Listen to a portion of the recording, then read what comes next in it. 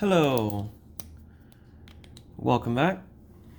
Today we're going to be talking about solving. In this video, we're going to be solving simple equations.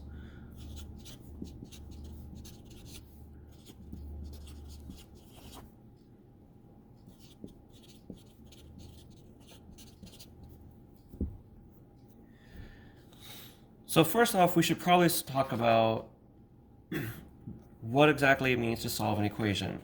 So when you're solving an equation, you've got some sort of equation, and you want to figure out what the variable in the equation is. So if you had something, for example, like x plus 3 equals 4, solving this simply means we need to find out what value of x makes this true. We're looking for a solution. In this case, we would know that 3 plus 1 is 4, so x equals 1 is our solution. Now, we're not always going to get equations that are that simple to solve. That was a very simple case. Now let's actually consider a somewhat more difficult case. Now suppose that we're looking for something that's maybe an increase of 6%. So let's say we have how we're working on prices or something. We're charging prices. So let's say we've got a hot dog costs $2. A soda is $1. And a sandwich is $3.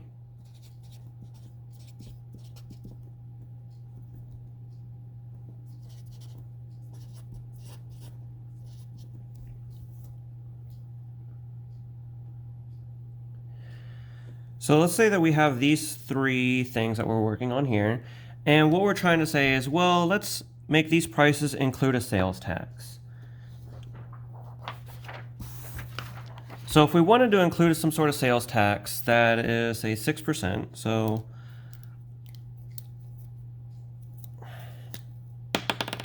if we include a 6% sales tax in each of these items, we would say that x times 1.06 is $2.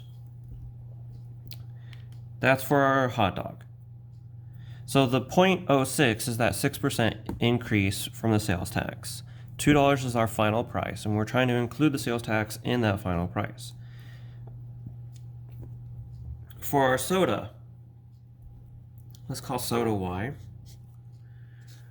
This is going to be y times 1.06. And this is going to equal to the dollar that we had earlier. And then we'll just, for the sake of simplicity, we're going to call the sandwich z 1.06, and this is equal to $3. So the way that we solve this is actually not very difficult. What we want to do is we notice what operations are we using in our problem, and we need to do the opposite operations. So if we look here, we're multiplying x and 1.06. So the opposite of multiplication, or the inverse of multiplication, is division. So what we want to do is we want to get x all by itself. The way that we do that is we divide both sides by 1.06. So we have x times 1.06 divided by 1.06 equals 2 divided by 1.06. So these 1.06s are going to cancel out here, and we're left with just x equals 2 over 1.06, which is approximately 1.89. So we've got our hot dogs are $1.89 before tax. So the actual price of the hot dog is $1.89. We would do the same thing with each of these. When you divide 1 by 1.06, so you're going to say y equals 1 over 1.06. This is about 94 cents, 0.94. Doing the same with z. Z is 3 over 1.06, which is about 2.83. So with each of these, all we did was we divided both sides by the 1.06, because that's what we were multiplying everything by. Since we were multiplying z by 1.86 or 1.06, we divided both sides by 1.06. Whatever you do on one side of the equation, you have to do on the other side. We've got to keep it balanced. So let's go ahead and look at another.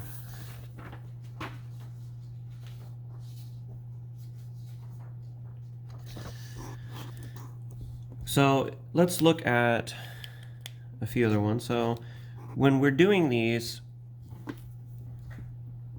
we always want to make sure that we balance the equations. So if we had something like x plus 5 equals 12, we need to get the x by itself. What we have over here is we can see that there's an addition here. The inverse of addition is subtraction. So what we want to do is subtract 5 from both sides.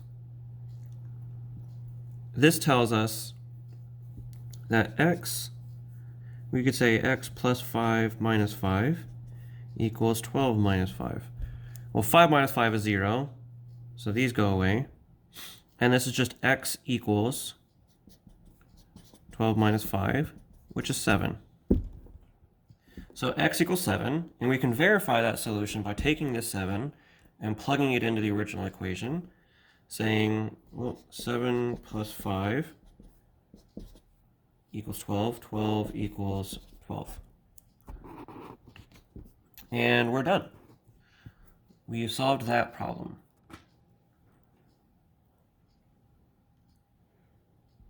Now, let's say we weren't working with something as simple as just addition. We've already done multiplication. Let's talk about when we're working with things like division and subtraction. So if we had something like x over 2 equals 4, to solve this, we have division on this side. And we're trying to get x by itself. We just want to do whatever's going on with x. That's what we consider. So when we have this division here, what we need to do is multiply, because multiplication is the inverse of division. So we're going to multiply both sides by 2. So times 2 times 2. And we get that these 2's cancel. And now we have x equals 4 times 2, which is 8. We can verify the solution by plugging this back into the original. 8 over 2 is 4, so 4 equals 4 is correct. True statement. We're good.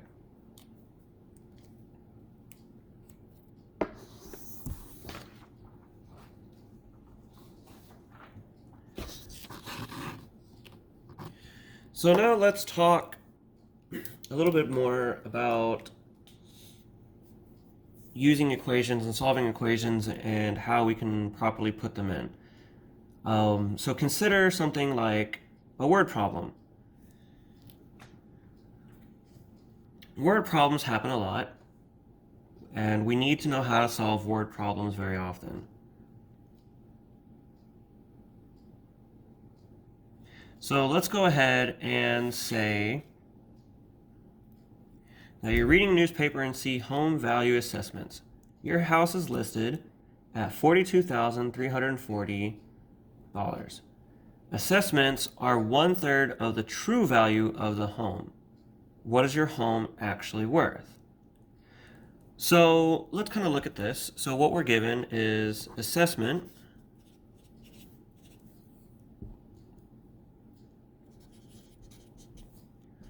is $42,340. And we also know that assessments are a third of the true value. So we can say value, or assessment, value over 3, or 1/3 of the value, is equal to the assessment. So we can write this as A is 1/3 V, or A equals V over 3. A equals V over 3, or A equals 1/3 V. Those are both the exact same statement. This is simply just separating the 1/3 and the V. This is just multiplying the V and the 1/3 into one step. Now, we can go ahead and solve to figure this out. What we have here is we have a division problem. And we need to get V by itself. We know the assessment, so we could actually just rewrite this with this number in here. Well, we could say 42,340 equals V over 3. And we're trying to solve for V. So, what we're going to do is we're going to multiply both sides by 3 to cancel out this division happening over here, since multiplication is the inverse of division. Then we can say that V equals, well, 42,340 times 3 is 127,020. You can verify your solution by plugging it back into the original work. Is 127,020 over 3 equal to 42,340. So that's how you check your solution to make sure that it's right.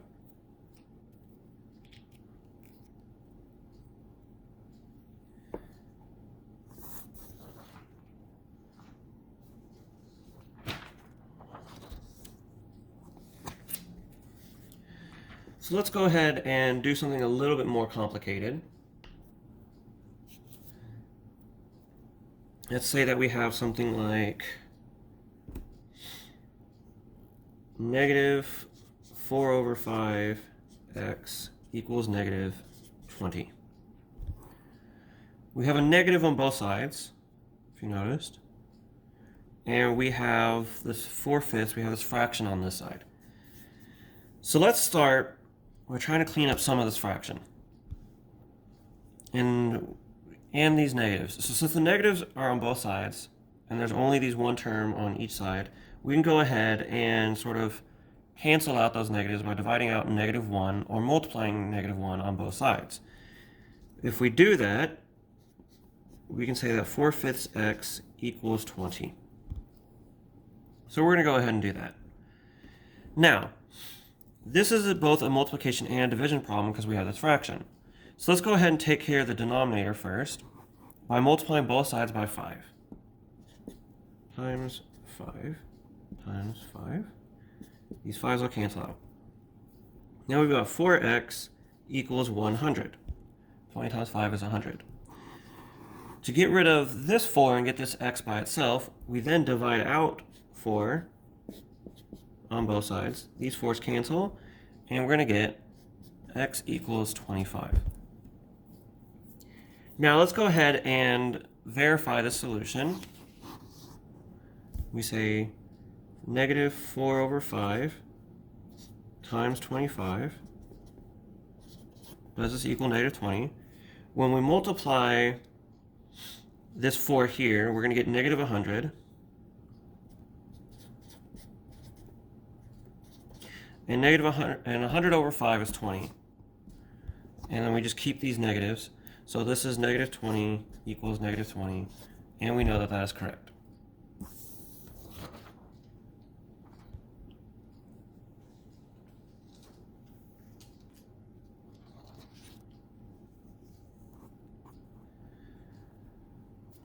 So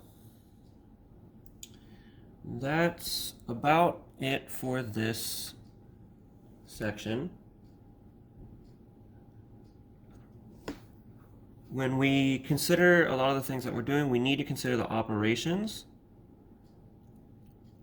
and make sure that what we have is correct when we verify it at the very end. When you do get word problems, you do need to look at the words, what they say, and make sure that you understand them. If you have something like, assume food prices have risen 4% a year for the last 5 years, let's go ahead and do that real quick. So 4% increase per year for 5 years. So if a gallon of milk cost $2 5 years ago, what does it cost today? So milk 5 years ago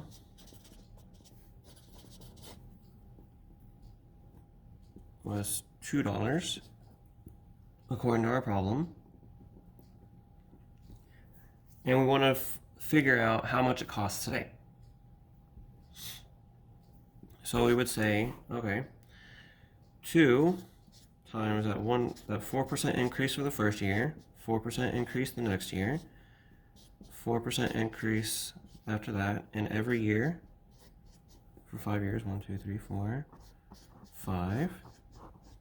We multiply this out, and we're going to get 2.43. And we can do this for any value. If it was X dollars, we would simply replace this with X. If milk was X, if milk cost X dollars 5 years ago, we would say X times 1.04 to the power of 5 equals whatever we're looking for now.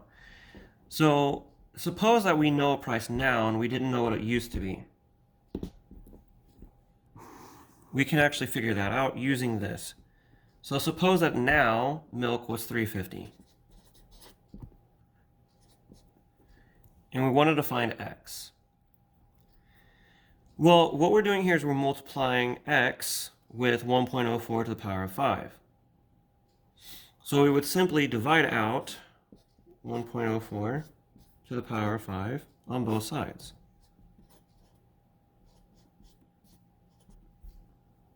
Cancel out here. X equals 3.50 over 1.04 to the power of 5. And this equals 288. $2.88 for each gallon of milk. When you're doing these word problems, make sure you read them, make sure you reread them, make sure you reread them again to understand and comprehend everything that you're doing. That way you can write out everything that you need, all your information, and then you can solve the problem. All right, thank you for watching and have a good day.